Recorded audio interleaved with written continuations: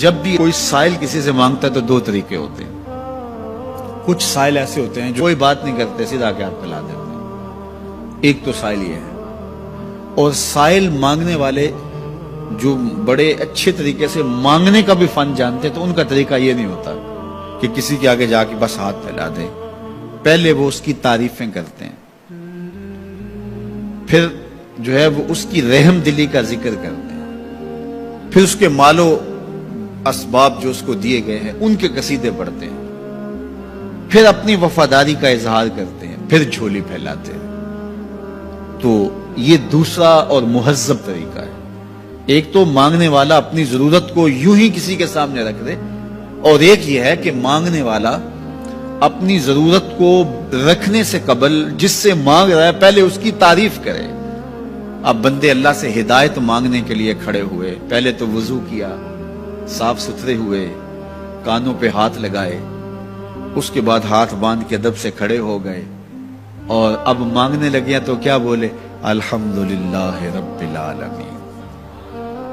وہ آتے ہیں نا مانگنے والے دروازے پہ تو کہتے ہیں دوبارہ وسدہ روے، فلاں ہو فلاں ہو، وہ تعریفیں کرنے لگ جاتے ہیں. تو یہ مرحلہ ہوتا ہے.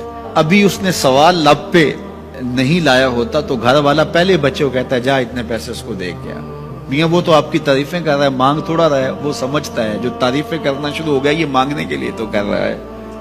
اللہ اکبر. تو جب بندہ الحمدللہ کہتا ہے رحمتیں اسی وقت برسنا شروع ہو جاتی. الرحمن الرحیم. میں سخی کی دہلیز پہ کھڑا ہوں جو رحمان بھی ہے جو رحیم بھی ہے، محض اپنے کرم سے عطا کرتا ہے. رحم کی بھیک مانگ رہا ہوں. پھر کیا کہہ رہا ہے؟ مالک یوم الدین. کسی کنگال سے نہیں مانگ رہا، اس سے مانگ رہا ہوں جو مالک ہے، دنیا کا بھی مالک ہے، آخرت کا بھی مالک ہے.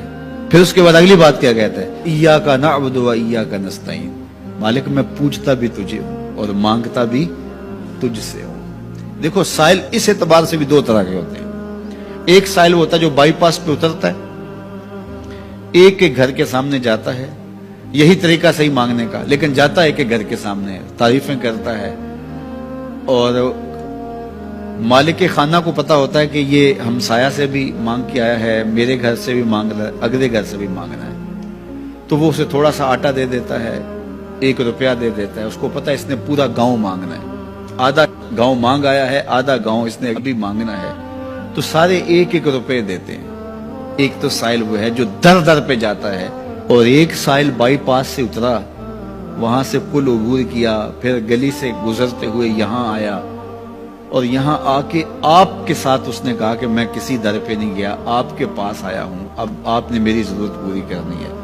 تو پھر 8 آنے 5 روپے تو نہیں دیے جائیں گے. پھر تو جو میری استطاعت ہوگی، جو آپ کی استطاعت ہوگی، اس استطاعت کے مطابق دیں گے کہ یہ سارا شہر چھوڑ کے آیا ہے، یہ کسی سے نہیں مانگتا، یہ مجھ سے ہی مانگتا ہے. تو پھر آپ اس کی ضرورت پوری کریں گے. اگر آپ کے بس میں ہوا تو مانگنے والا کیا کہہ رہا ہے؟ ایاک نعبد. یہ پیشانی کہیں اور نہیں جھکتی، و ایاک نستعین. یہ جھولی کسی اور چوکھٹ پہ پھیلتی نہیں. وہ کریم، وہ مالک رب جو تمام جہانوں کا رب ہے، میں اس کی دہلیز پہ کھڑا ہوں اور آیا سیدھا اسی کی دہلیز پہ ہوں. نہ اس سے پہلے کسی در پہ گیا ہوں، نہ اس کے بعد کسی در پہ جانا ہے.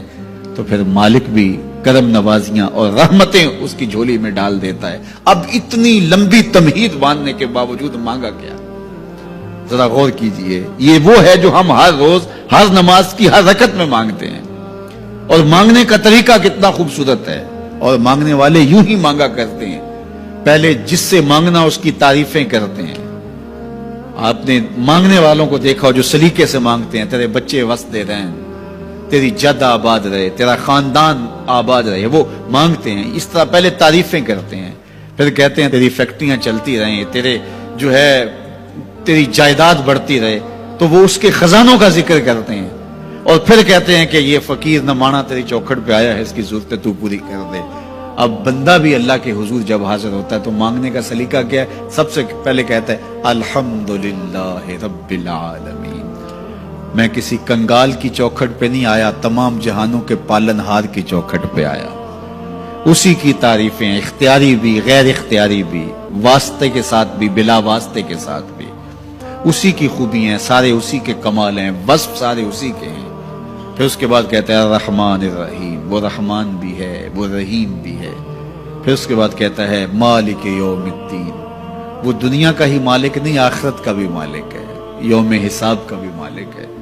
پھر اس کے بعد اپنی وفاداری جتلاتے ہوئے کہتا ہے ایاک نعبد و ایاک نستعین، مالک سارا جہاں بس رہا ہے، میں نے کسی سے نہیں مانگا، میں نے جھولی تیری چوکھٹ پہ پھیلائی ہے، میری پیشانی تیرے حضور جھکتی ہے، یہ پیشانی کسی اور کے حضور کبھی نہیں جھکی نہ جھکے گی۔